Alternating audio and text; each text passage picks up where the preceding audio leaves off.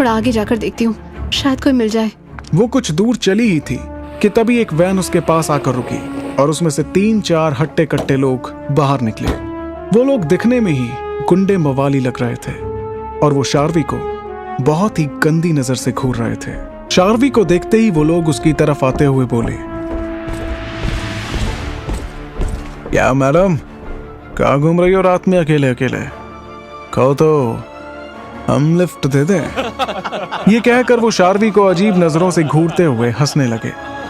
तभी उनमें से एक बोला, अरे पूछ क्या रहा है मैडम से, सीधा उठाओ और डाल गाड़ी में। सुना नहीं बॉस का क्या ऑर्डर था? उनकी बातें सुनकर शार्वी डर गई और वो पीछे हटते हुए बोली, देखो तुम जो कोई भी हो, दूर रहो मुझसे, वरना अच्छा नहीं होगा। तभी वो गुंडे उसकी तरफ बढ़ते हुए बोले, सही बोली मैडम, बिल्कुल अच्छा नहीं होगा, लेकिन हमारे साथ नहीं, तुम्हारे साथ। इसलिए बिना कोई चिक चिक करे चुपचाप अपन लोगों की बात मान और चल हमारे साथ। यहाँ कोई आने वाला नहीं तेरी मदद के लिए, क्या? ये कहते हुए उनमें से एक गुंडा शार्वी की तरफ बढ़ा। उसको देखकर शार्वी घबराते हुए अपने आसपास देखने लगी, लेकिन वहां दूर दूर तक सच में उसे कोई नजर नहीं आया जो उसकी हेल्प कर सके। बेशक वो बहुत घबराई हुई थी, लेकिन फिर भी वो खुद को स्ट्रांग दिखाने की पूरी कोशिश कर रही थी। जैसे ही वो गुंडा आगे बढ़ा, शार्वी ने अपनी पूरी ताकत से उसे एक धक्का मारा और वहां से भागने लगी, लेकिन तभी दूसरे गुंडे ने उसका हाथ पकड़ लिया। शार्वी पूरी कोशिश कर रही थी उससे खुद को छुड़ाने की, बट उस गुंडे ने बड़ी ही कसकर उसका हाथ पकड़ा था, जिसकी वजह से वो अपना हाथ छुड़ा नहीं पा रही थी। वो गुंडा उसे जबरदस्ती खींचते हुए वैन की तरफ ले जाने लगा कि तभी शार्वी ने जोर से उसके हाथ पर काट लिया, जिससे उस गुंडे की पकड़ उस पर से छूट गई। लेकिन इससे पहले कि वो वहां से भाग पाती, उस गुंडे ने उसे एक थप्पड़ मारते हुए कहा, काटती है साली, बोला था चुपचाप चल, पर मानती नहीं, पकड़ कर डाल इसको गाड़ी में। थप्पड़ लगते ही शार्वी डिसबैलेंस होकर नीचे गिर गई। वो खुद को संभाल पाती कि तभी वो सारे गुंडे शार्वी की तरफ बढ़ने लगे, लेकिन जैसे ही उन्होंने शार्वी को पकड़ने के लिए अपने हाथ उसकी तरफ आगे बढ़ाए, शार्वी ने एक बार फिर से हिम्मत दिखाते हुए वहां नीचे पड़ी मिट्टी उठाई और उन गुंडों की आंखों पर फेंक दी और तुरंत ही उठकर वहां से भागने लगी। तभी वो गुंडे भी अपनी आंखें मसलते हुए बोले, अरे पकड़ो, भागने ना पाए, पकड़ उसे। और फिर वो गुंडे भी उसे पकड़ने के लिए उसके पीछे पीछे भागने लगे। अपने पीछे उन गुंडों को भागते हुए देखकर वो और तेजी से भागने लगी, लेकिन वो गुंडे उसके काफी करीब आ गए थे। इससे पहले कि वो उसे पकड़ पाते, शार्वी भागते भागते अचानक ही किसी से जा टकराई। उसने जैसे ही अपनी नजरें उठाकर देखा, उसे वही जाना पहचाना चेहरा नजर आया जिसने आज सुबह उसकी ऑफिस जाते समय मदद की थी। आहान को वहां देखते ही शार्वी के घबराए चेहरे पर अचानक ही एक सुकून नजर आने लगा, जैसे कि वो अब सेफ है। आहान ने शार्वी की हालत देखी तो उसके बिखरे बाल और उसके चेहरे पर लगे थप्पड़ के निशान को देखते ही उसकी आंखें गुस्से से जल उठी। उसने धीरे से उसके गाल पर हाथ रखते हुए कहा, तुम ठीक हो? भागने की वजह से शार्वी की सांसें बहुत तेजी से चल रही थीं। वो हांफते हुए बोली, हाँ, वो मेरे पीछे कुछ गुंडे। उसने इतना बोला ही था कि तभी एक गुंडे की आवाज आई, तू जो भी है, इस छोकरी को अपन के हवाले कर और निकल यहां से। उस गुंडे की आवाज सुनकर आहान ने शार्वी का हाथ पकड़ा और बोला, हिम्मत है तो आ और आकर ले जा। ये सुनकर वो गुंडा हंसते हुए बोला, तू अपन से हिम्मत की बात करता है? देख, अपनी जान प्यारी है तो इस छोकरी को इधर भेज और निकल यहां से, वरना जान से जाएगा। आहान ने उसे गुस्से से घूरते हुए कहा, यहां आ और ले जा इसे। यह सुनकर वो गुंडा आगे आया और जैसे ही शार्वी को पकड़ने के लिए उसकी तरफ अपना हाथ बढ़ाया, अचानक ही आहान ने उसका हाथ पकड़कर मरोड़ दिया। मेरा हाथ तोड़ दिया। तभी वो गुंडा चीखते हुए अपना हाथ पकड़कर जमीन पर बैठ गया। उसके हाथ की हड्डी टूट चुकी थी। ये देखकर दूसरा गुंडा आगे आया, लेकिन तभी आहान ने उसे एक जोरदार किक मारी, जिससे वो लड़खड़ाते हुए पीछे जा गिरा। ये देखकर दूसरे गुंडे सहम गए। शार्वी तो ये सब देखकर ही अपनी जगह पर जम सी गई। तभी आहान उन्हें गुस्से से घूरते हुए बोला, और किसी को आना है तभी बाकी के गुंडे एक साथ आगे आए और आहान से फाइट करने लगे, लेकिन आहान ने उन्हें मार मार कर अधमरा कर दिया। तभी एक गुंडा जो जमीन पर पड़ा था उसने चाकू निकाला और पीछे से ही आहान पर वार किया। आहान एकदम से साइड हो गया, लेकिन चाकू उसकी बाहों को छूकर निकल गया। उसे एक हल्का सा कट लग गया जिससे उसकी बाह से खून टपकने लगा, लेकिन उसने उस गुंडे को पकड़कर उसका हाथ पीछे की तरफ मरोड़ दिया। भाई गलती हो गई, भाई गलती हो गई, भाई छोड़ दो। और जमीन पर पटक कर उसे इतना मारा कि वो वहीं बेहोश हो गया। तभी एक गुंडे का फोन रिंग हुआ। आहान ने उसका फोन निकाला तो किसी बॉस का नंबर शो हो रहा था। आहान ने जैसे ही फोन रिसीव करके कान पर लगाया, उधर से आवाज आई, कहाँ मर रहे हो? उसे लेकर क्यों नहीं आया अभी तक? मुझे वो लड़की किसी भी कीमत पर चाहिए, समझे तुम? और इतना कहते ही कॉल कट हो गया। ये सुनकर आहान ने गुस्से से फोन की तरफ घूरा और उसे ऑफ करके अपनी पॉकेट में डाल लिया।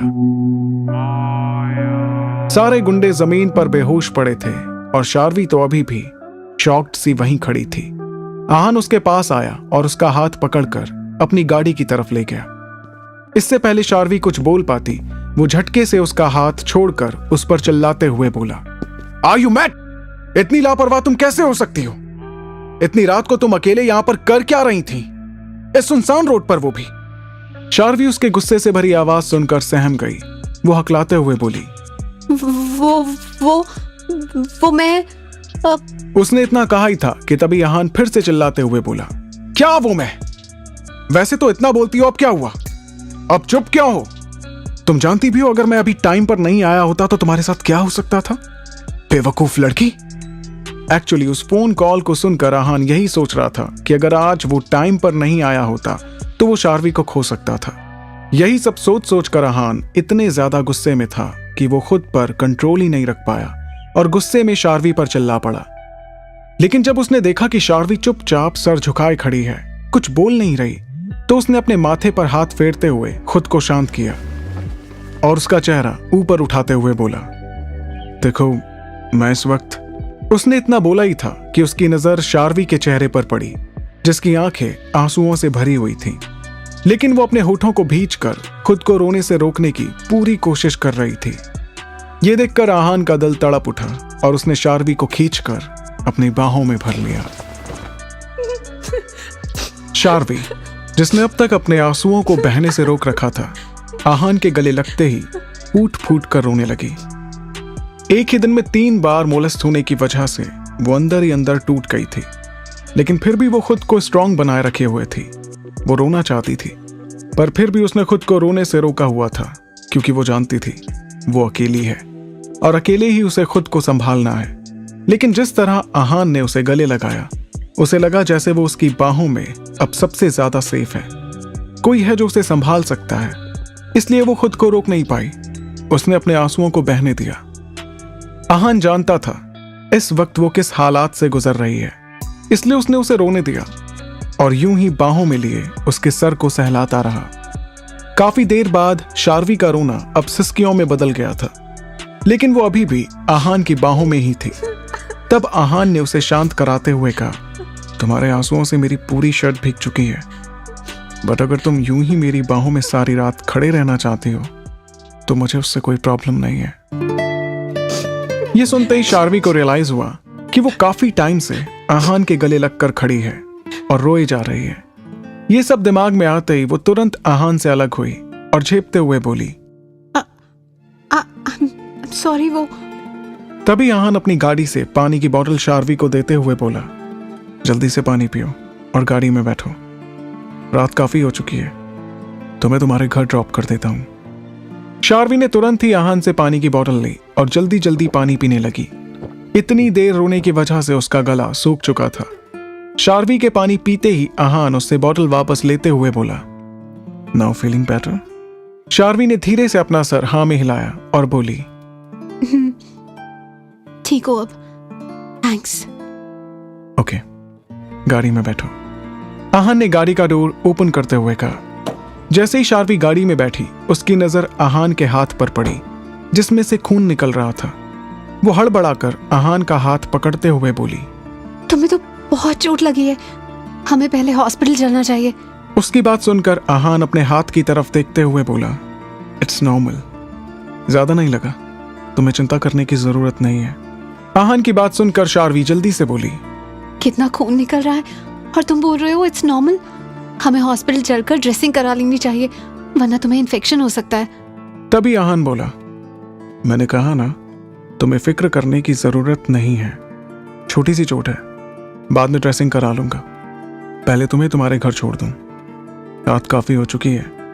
उसकी बात सुनकर शार्वी बोली, बट तुम्हें ये चोट मेरी वजह से लगी है तो। शार्वी ने इतना बोला ही था कि तभी आहान उसके एकदम करीब आया। उसको अपने इतने करीब देखकर शार्वी घबराते हुए बोली, तुम ये क्या कर रहे हो?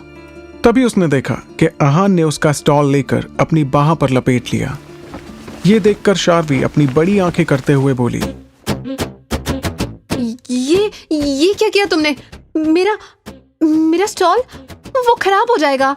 तभी आहान उसकी आंखों में देखकर बड़े ही इंटेंसिटी के साथ बोला, तुमने रो रो कर मेरी शर्ट खराब कर दी, मैंने कुछ बोला क्या तुम्हें?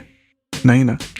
और अभी अभी तो तुमने बोला कि मुझे ये चोट तुम्हारी वजह से लगी है, तो क्या तुम मेरे लिए एक स्टॉल खराब नहीं कर सकती? उसकी ये बात सुनकर शार्वी ने अपनी नजरें झुका ली और उसे अब खुद पर ही शर्म आ रही थी कि वो कैसे किसी अजनबी के गले लगकर यूं रो सकती है जिसे वो ठीक से जानती भी नहीं है। लेकिन वो ये भी जानती थी कि अगर आज वक्त पर आहान नहीं आता तो पता नहीं उसके साथ क्या हो जाता। यही सब सोचते हुए उसने आहान से कुछ नहीं कहा और खामोशी से अपनी आंखें बंद करके अपना सिर पीछे वाली सीट से लगा लिया। आहान ने एक नजर उसकी तरफ देखा और अपनी कार स्टार्ट करके वहां से निकल गया।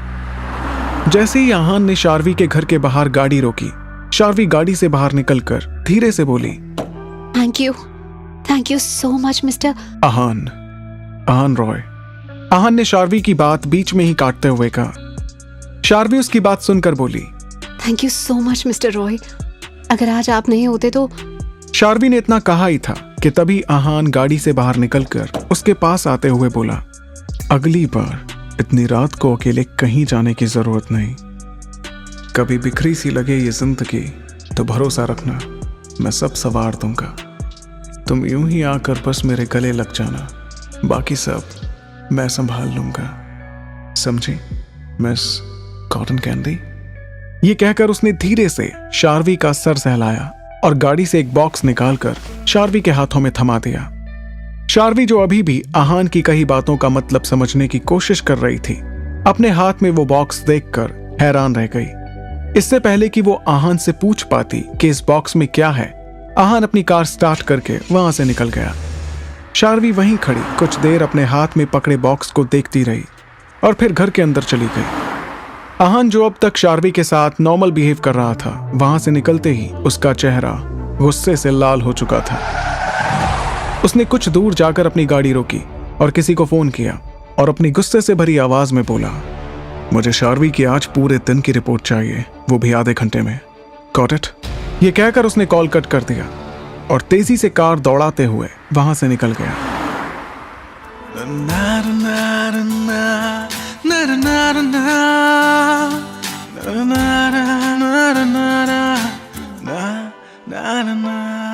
एहसास तेरा हर पल साथ है, अब तू ही जिंदगी है, तू जान है। एहसास तेरा हर पल साथ है, अब तू ही जिंदगी है, तू जान है। हेलो फ्रेंड्स, मैं हूं आरजे रिवांश। उम्मीद है कि आपको ये कहानी पसंद आ रही होगी और अगर आपने अभी तक मेरे चैनल को सब्सक्राइब नहीं किया है तो इस कहानी से जुड़े अपडेट्स सबसे पहले पाने के लिए अभी मेरे चैनल को सब्सक्राइब कीजिए, बेल आइकन को प्रेस कीजिए, स्टोरी को शेयर करना बिल्कुल मत भूलिए और नीचे थैंक्स बटन को प्रेस कर रिवांश को सपोर्ट कीजिए। हंसते रहिए, मुस्कुराते रहिए और सुनते रहिए रिवांश को। तू जान है।